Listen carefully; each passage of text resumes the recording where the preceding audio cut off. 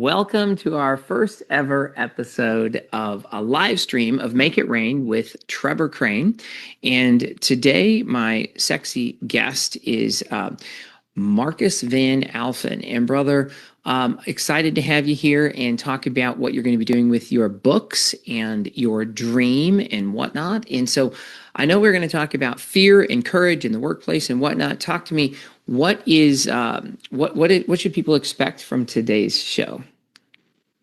Well, I'm hoping they get excited and inspired, because basically I'm sort of sick and tired of seeing people coming home from work and not feeling very well. And I would like to change that in the world. If that's the one thing I can change in the world, great. So that when people come back from work, they're not feeling crappy. Exactly. What are they feeling instead? Well, I'd like them to be feeling energized, to be feeling like, hey, I've just had a great day. I've done magnificent stuff. Mm-hmm. Hey, let's carry on doing this for the rest of my life. That's awesome. Brother, let me go ahead then and talk to you about or share with the audience here a little bit about your book and like why we have met and even doing anything. So if I'm sharing the screen properly, what you see here is Markus's new book, The Excellent Leader. And I know you have a whole series here, and we started working together to help you with Epic Author and Epic Media and just reach more people. And so what would you say is your big dream, Markus? And like, what's the vision for what you're doing, with your business and your brand, and like why the books and whatnot? Well, basically, I've always been somebody who wants to change the world. So that's always been my passion, except I see most of the great world changes that didn't turn out too well with them. So my idea is, how do we do this differently? So a large part of my work has always been psychology, counseling psychology. And a large part of my work is counseling people who have burnout and all those kind of other things, often work related. They come from either toxic work environments or just paying, too much. So everything which makes them unhappy. And really, this really triggered me of saying, hey, if there's one thing I'd love to change, that is this leadership thing. So how do leaders look after their people in a different way, that it's good for their bottom line and it's good for the people who are working for them? Because then I believe we're going to make the world a better place. Simple as that.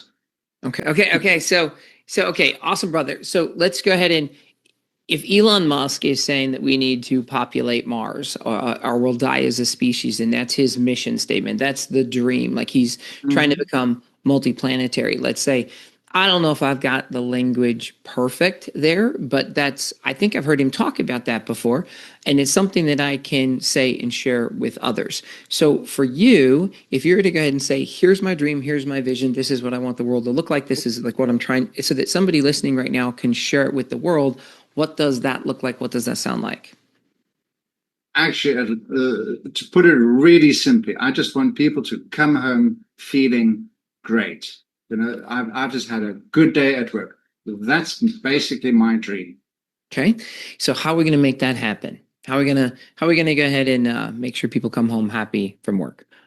Well, I believe it's all got to do with a paradigm shift, because if I look at our world, I look at what's happening in the world, I look at organizations, especially large organizations. Mm-hmm. There's sort of a common theme that runs through everything. And that's this idea of leading by fear, or leading by instilling fear into people.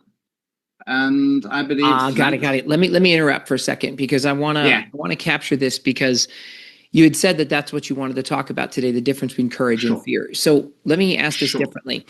If you have the dream of having people show up and they're happy to go ahead and come home from work and not feel lack of energy and drained and like piece of crap, let's say, then what you probably recognize that for a reason. So you're saying the potential cause of what's not making the work environment awesome is, and now I'm like setting you up a little better to talk about the context of why why this is important to you. Correct me if I'm wrong. Sure, because I basically believe that the reason people go home either happy or unhappy has often got to do with leadership. And if our leadership paradigm is fear-based, I believe we're not going to make any changes.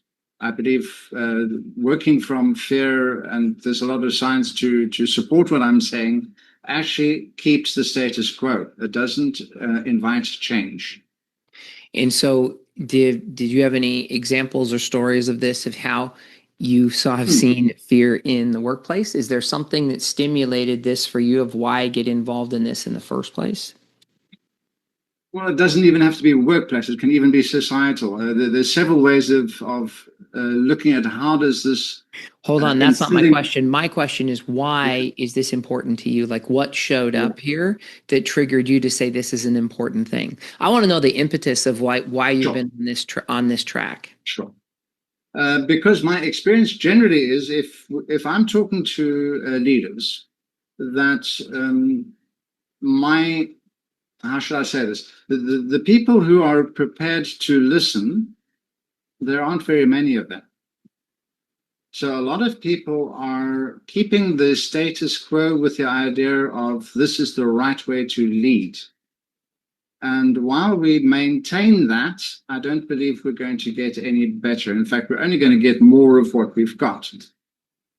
It's a really basic thing. You know, if you carry on doing the same thing and expect different results, what made the most you insane thing you can do. What get into this business, this industry? Why are you doing what you're doing, and are you standing for what you stand for? What happened?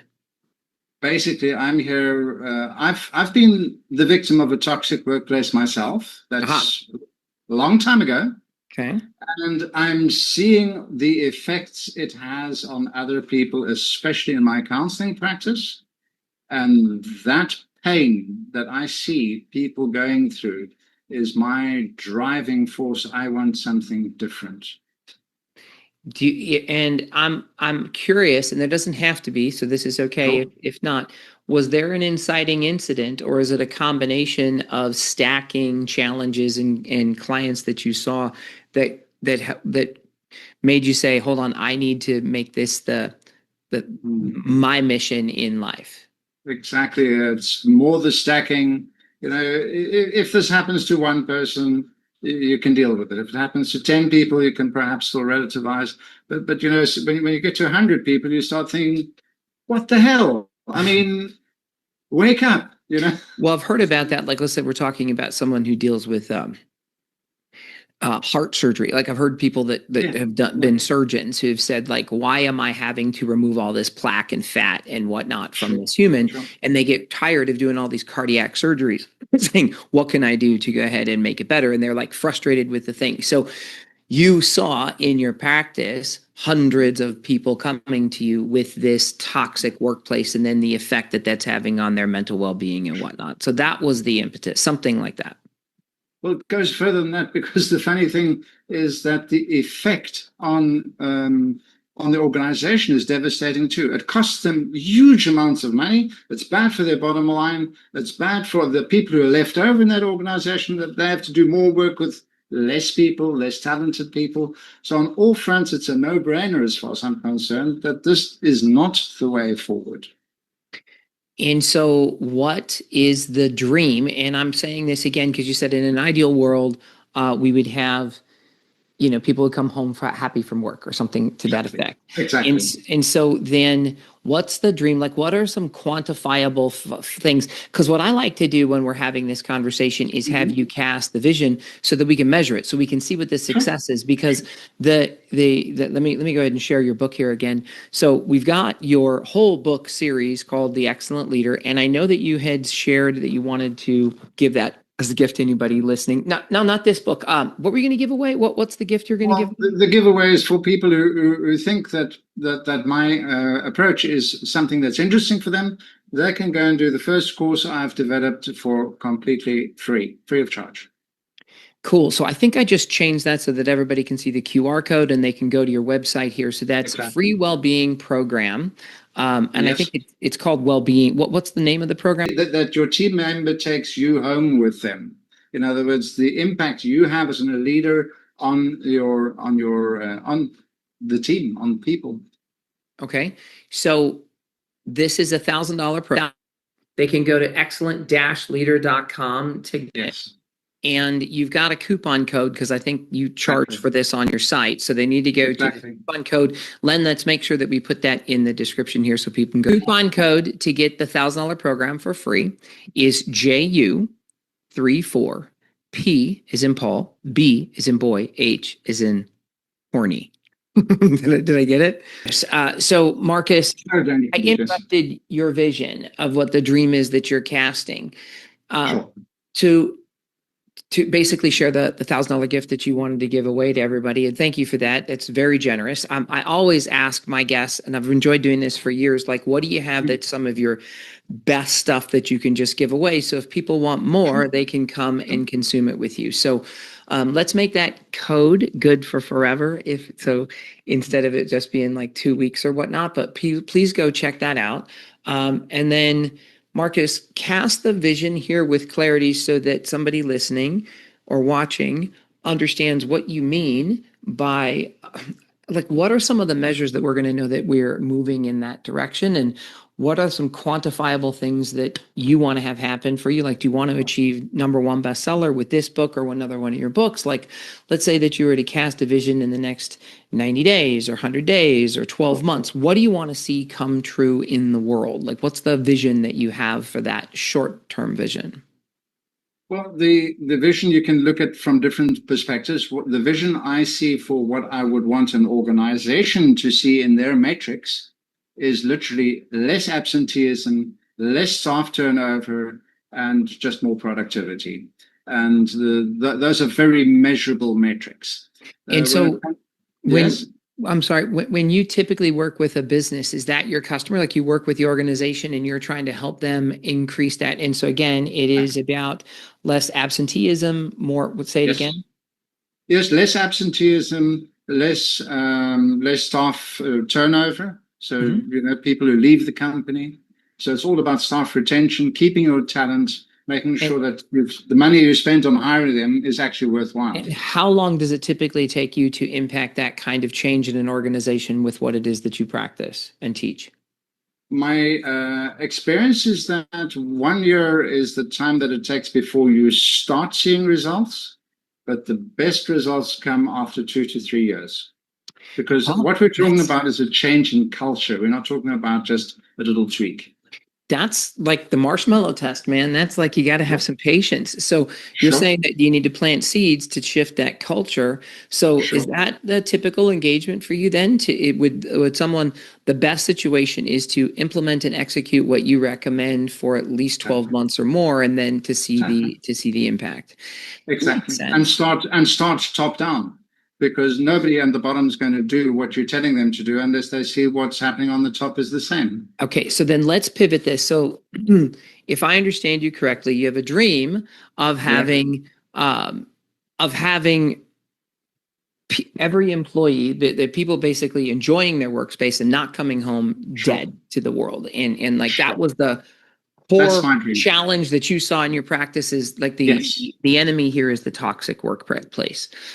So instead of that, you want to feel like, what would you describe? What's the opposite of that? You said a psychologically safe workspace. Okay, psychologically safe workplace. And when I come home, I feel what? If I'm the employee. You feel energized. You feel you've been able to do what you're good at. What makes that happen? Like, what has to happen for me to believe that? Well, for starters, if you don't feel safe at work, if you don't trust your employer, how are you going to give the best? You're not going to say, hey, listen, what we're doing now, I can see challenges in what we're doing. I can see perhaps possible mistakes we're going to make. You're just going to shut up because it's not good for you, because you're going to get your head chopped off. And it's, in the long run, it's not good for the organization because things are going to go wrong. Okay, so again, you said that it's because of this fear-based situation instead of a courage-based situation. And so the impact that is had in an organization that is driven by fear versus courage is one that creates this increased absenteeism and lack of engagement and people having challenges in toxic environment and whatnot. Okay, cool. So then it's the conversation of it being a culture that is safe, and then talk to me about who in an organization can impact this change and start the change, the ripple effect that you're trying to have happen here? You mentioned that it's a trickle down, so I have an idea. Mhm. Well, we're starting off with who's really my customer, because my ideal customer is actually the CEO of the middle-sized organization. Because my experience is the large organizations, they're too stuck in what they're doing to be really open to this new idea. And I believe they will only follow ideas that work rather than implement ideas that work. Describe that size organization that is perfect for you to connect with? I'm guessing the ideal size for me is between 50 and 100 employees. It could be slightly bigger, it could be slightly smaller, but that's sort of the ballpark that I think is where people are open still to try something different, and also are willing to take. It's not really a risk if you ask me, but willing to try something different. So willing to step into what I call courage, rather than sticking with what we've got, which is the result of acting from fear or anxiety. What are some examples of a courageous leader, as you would describe it, and what's like instead of acting in fear, like maybe give me a case, like an example of typically people do this and then they don't do that. And I could imagine when I've worked with organizations, I'm typically trying to get to the CEO or the gatekeeper, through the gatekeeper to the CEO or the founder of the organization. Yes. And I find that the team of people that work with them are scared, like losing their job. Like that's the whole thing. Exactly. They don't want to look stupid. They don't want to get fired. They don't want to get demoted. Exactly. And it's dangerous for them to even make the introduction or open the door for something. And so I would say that like a driving behavior in organizations that I've an underlying belief is that there's just this fear, like you just mentioned, of like, what's going to happen if they screw up? They're going to lose a lot. Exactly. And so that's not what the business owner wants, is like a fearful team. But like what's the difference in an organization? Yeah. Go ahead. When you go to courage. Yeah. Well, I mean, basically what you've just described it perfectly. This fear-based thing, I'm scared of my job, I'm scared I'm going to fuck up, I'm scared I'm going to do this, I'm scared I'm going to do that, blah, blah, blah, blah, blah. So what do? You only do exactly what you've always done and nothing new. So there's zero innovation. If you want to go to the opposite, which is courage, this is when you dare to, for example, be vulnerable. How is it, for example, for you as a leader to be able to say to your team, hey, hang on a moment, I don't have all the answers. I simply don't have all the answers. That's why I've hired you people, because you've got expertise. Tell me. And, also to have the guts when you have a nice idea to say, okay, we've got this beautiful idea. Tell me, how is this going to go wrong? Where is this going to wrong? What's wrong with this idea? So in inviting the dissent, this is courageous. This is being vulnerable, is not an act of weakness. Being vulnerable is an act of courage. You are actually saying, I dare to open up my gut. You come and jump on my gut, and I'm okay with that. So that's really, in a nutshell, the switch. You said that there's the vulnerability that the leader has the courage of saying is that they don't have all the answers, that they're not sure, and then inviting dissent? So like what inviting dissent, I believe, is so fundamental to courageous behavior. Yeah. I like that. That inviting dissent. So okay, so let's play devil's advocate. Let's Well, I mean, I always find that I would much rather hear no and I don't know than just blowing smoke up my ass about what I'm asking for. Like just, and then we can figure it out together. It's the lack of authenticity, and I think the The shameful part about a lot of this is that when we create, business owners, whatever, create an environment where someone feels scared to go ahead and share that thing, like that's the thing that really sucks. So, dude, we talked about a mid-sized organization that you like to work with, and this is the who that you might go out and help. So if we've got the dream is like a happy work environment, and then so that people come home and they feel inspired and happy, and they're contributing, and they feel like they're having an impact, and work doesn't suck. How about that? And then it's mid-sized companies, 500 to 1,000 employees, that you feel like you can have the most engagement with. Is there, like, if you're looking to do interviews for your book, I know that's something that I talk about a lot, or you're looking to connect with like people, who do you need to connect with so that they can help you with this vision? So somebody's paying attention right now. You know, I don't know if they are an employee or the CEO. Like, who are you looking to connect with, partner with, and collaborate with to make this happen? Who can help you? Look, who can help me are really the people who are battling and who are doing what I'm saying. Really, already they are already know this idea of, if I create safety, if I create a proper environment in which people are allowed to collaborate, that's going to work good for me.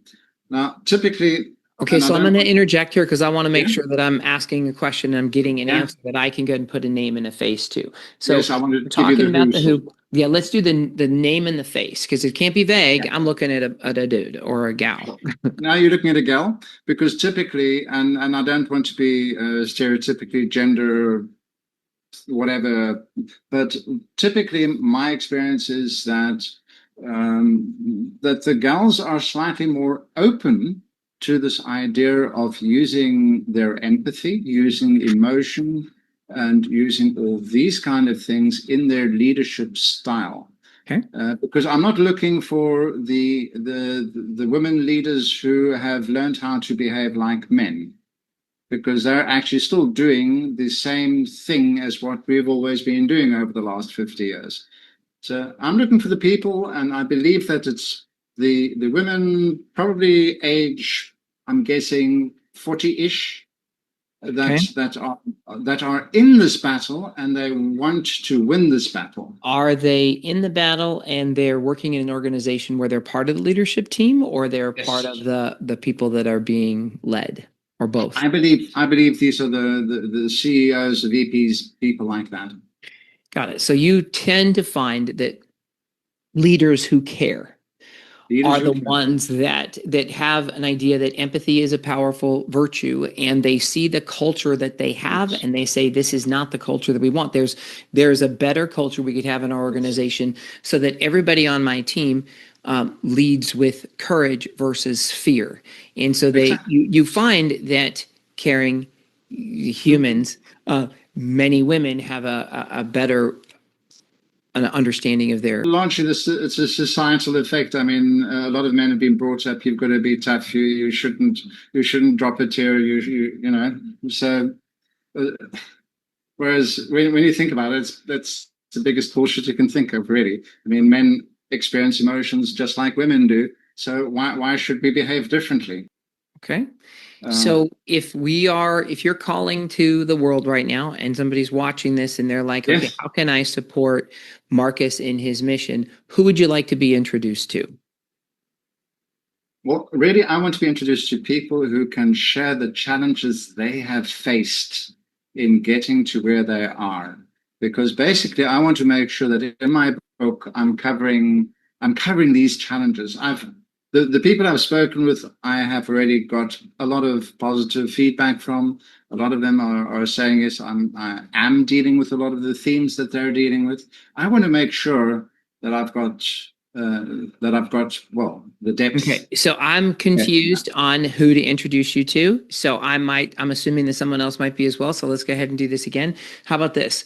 You want to be introduced to successful, empathetic leaders in medium-sized organizations.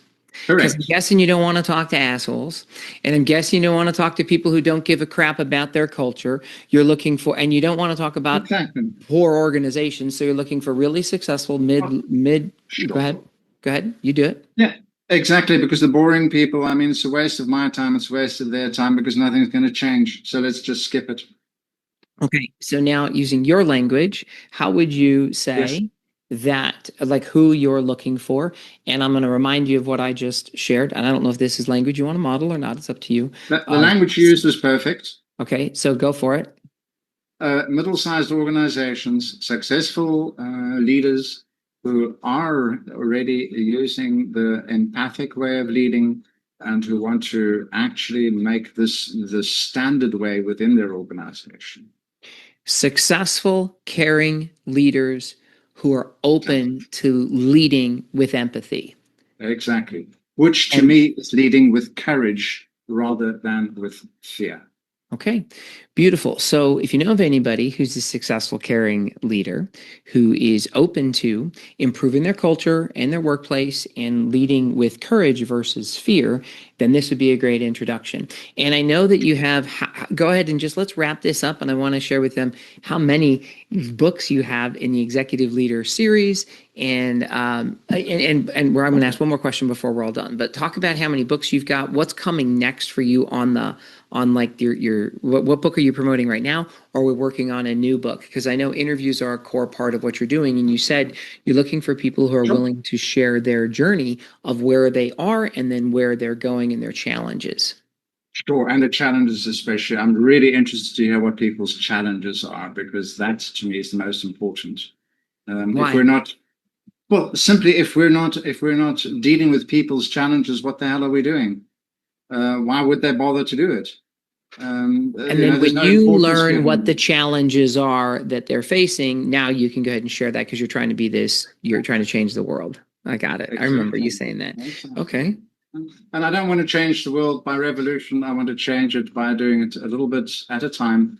So if I can find a sufficient number of middle-sized organizations who are courageous enough to go this route, I'm a happy man. Okay. All right. Well, make sure you send Marcus a message. Let me do this one last time, brother. I'm going to pull open your book here. And this is what book number in your series is this? This is the first one. This is really this is the basic thing. The idea was born from what we were called. Well, I started in the high tech industry, and in the high tech industry, because we are talking about highly educated people with different expertise, there generally isn't a hierarchical leader. So we were talking about personal leadership, and that's where this book originally was born. Mm. And subsequently, I've built it out to include, well, actually leadership in general. And how And many this new books in the series? there are 3 books in the series, of which 2 have already been published. Okay. And And The what's Excellent the Leader is the first one. mm-hmm. The More Excellent Leader is the second one, and I think you can guess the title of the third one. Most excellentist? The Most Excellent Leader. So, and that's the one I'm still busy on, and that's where I especially want to get into contact with CEOs and get to really check out what are their challenges, so to make sure that number 3 is completing the series adequately. Okay, so the most excellent leader is your new book, and if you have people reach out to you at excellent-leader.com, you can go get the free well-being program. There is a special URL that this QR code actually goes to, so make sure that you check that URL or check the description in the feed description, whatever, so that you can get it.